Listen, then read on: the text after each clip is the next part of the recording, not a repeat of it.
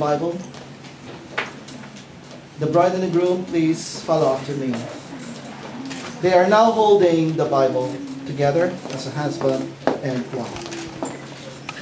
As a symbol of our union, we take the promises of God to be part of our lives. God, we ask you now to fill our hearts with a desire to do your will by blending the conviction of our lives together. We claim your forgiveness of our past sins, and in newness of hearts, we begin a holy life today. In your grace, build us a united future. By your power, we will endure the tests of time, united and proven together as we acknowledge Jesus as our Lord and our supreme head of our home. So now, we can face our future together, stronger in faith and united in love according to the words of God.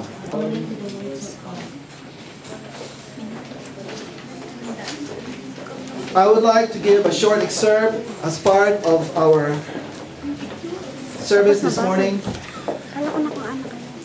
Ang ating pong Panginoong Jesus ay kinumpara sa ating groom.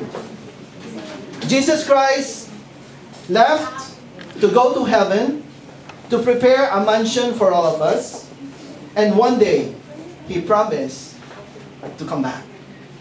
At tayo po, as a church, katulad po ni Wilbert at ni Karen Joy, pag-iisahin po tayo.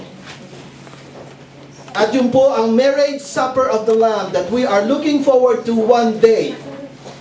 At ang makakasama lamang po sa wedding na yon ay yun lamang po hinugasan sa dugo ng ating Panginoong Jesus. Meron pong dowry na tinatawag. Ano po sa Tagalog yon? Ano po sa Pilipino yon? Dowry? Ha? Dote. Ayan. Dote. Meron pong dote na kailangan. No? Para po tayo makapasok sa langit, para po tayo may kasal na kasama ni Jesus, mabuhay na magpakawalang hanggan sa langit. At yung pong dote na yon ay kailangan pong bayaran sa pamamagitan ng kanyang dugo ang ating mga kasalanan. Para po tayo makapasok sa langit, kailangan po natin malinis sa ating mga kasalanan. At dahil mahal na mahal tayo ng Panginoong Jesus, at mahal na mahal tayo ng Ama na nasa langit, ipinadala niya ang kanyang kaisa-isang anak, na siyang dote, upang tubusin tayo sa lahat ng ating mga kasamaan at sa lahat ng ating mga kasalanan. Sa umagang ito, naririto si Karen. And we are so proud to say that Karen is waiting for a baby girl. This is a symbol of their love. This is a gift, the bundle of joy na ibinigay sa kanila ng Panginoon. But this morning is a second chance for them. Holy matrimony should be sacred. Holy matrimony should be done with the expectation that the couple will come to the altar in holiness. This church offered them a second chance because of the grace of God, we all know, we all recognize that we are all sinners and fall short of the glory of God. But praise God, there is a second chance. If you confess your sin, He is faithful and just to forgive you.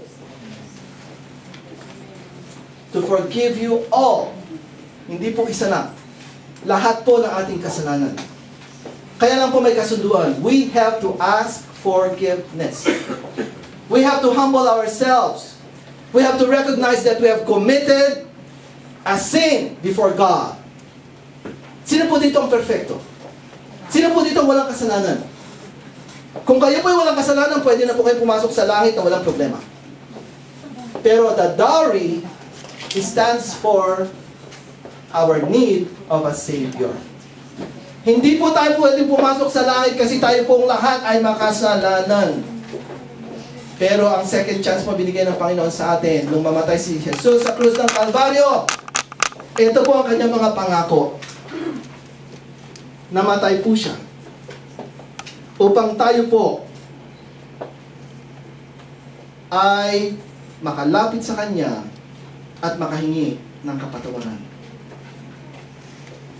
Kailangan po natin kilalanin si Jesus bilang Panginoon at tagapagligtas. Kailangan po tayo magsisi sa ating kasalanan. Kailangan po nating aminin na kailangan natin tagapagligtas. Kasi kung hindi po tayo makapapasok sa Kanyang buhay na walang hanggan. Pangalawa pong rason, siya po ay namatay sa krus upang tayo po ay hindi na i-condemn. So that we will no longer be condemned. Sino nagsasabi sa'yo makasalanan ka? Sino nagsasabi sa'yo na imperfecto ka? Totoo yan. Pero sa harap ng Panginoon, kung tatanggapin natin ang kanyang sakripisyo na ginawa sa krus, wala na po tayong kasalanan. Hindi na po niya tayo i-condemn. Ginawa po niya bayaran ang ating dote upang ang ating pangalan ay maisulat sa libro na tinatawag na Book of Life. Kapag po ang ating pangalan hindi nakasulat sa libro na naroon sa langit, pagpasok po natin, titingnan po ang registration. Pag nakita na wala yung pangalan mo, back. Hindi ka papasa, hindi ka makapapasok. You cannot go back to the earth. Pero meron kayo mapupuntahan at alam mo na yan. So, pagtanggap po natin sa Panginoong Jesus, yung pong ink na ginamit niya ang kanyang dugo upang isulat in red color ang ating pangalan. So, when we open the Book of Life and when the angels look at it at nakita ang pangalan mo nakaregister dyan, pasok na pasok sa langit.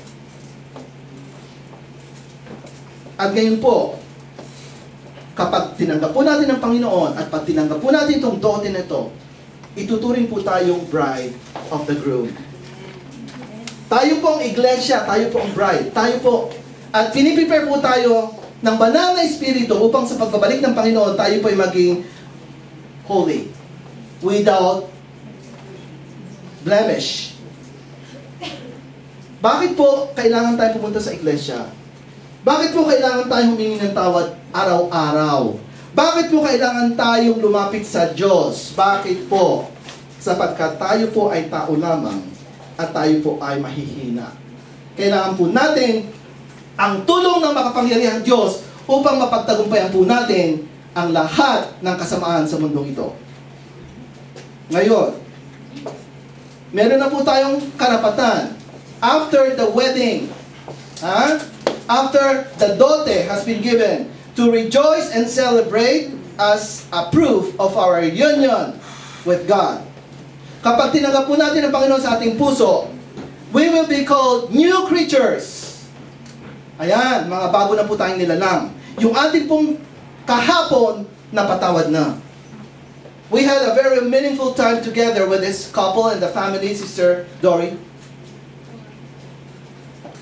to recognize that the past is over and the present is waiting and the future is ahead. Amen. Praise God for the tears. Praise God for the prayers. Praise God that Jesus gives us a second chance. Sino pong perfectong magulang dito? Kung meron pong perfectong magulang dito, turuan yung mga imperfecto. Pero marami po tayo nahukumit na mali in the past. Ano man po yung pagkakamali na yan po ay pwedeng baguhin ng Panginoon. Because in God, if we accept the Lord in our hearts, we will be new creatures. We will truly be saved. We will truly be free. We will truly be holy. And we will be truly a child of God. And we will no longer be called criminals, sinners. We will be called child of God. And this morning, as a result, gusto ko pong as we accept Jesus in our hearts, and I will ask everyone to follow after me in prayer. But before that, I would like you to know the privilege. Once you pray this prayer, this is what is promised for all of us. If we pray the prayer of accepting Jesus, we will truly express our love to Him. Mahal niyo ba si Jesus? Amen. Nais niyo bang maging hari siya ng inyong buhay? Amen. Therefore, we will pray this prayer with you. If you love Jesus, therefore let us be loving children. Maging mapagmahal po tayo sa ating Creator.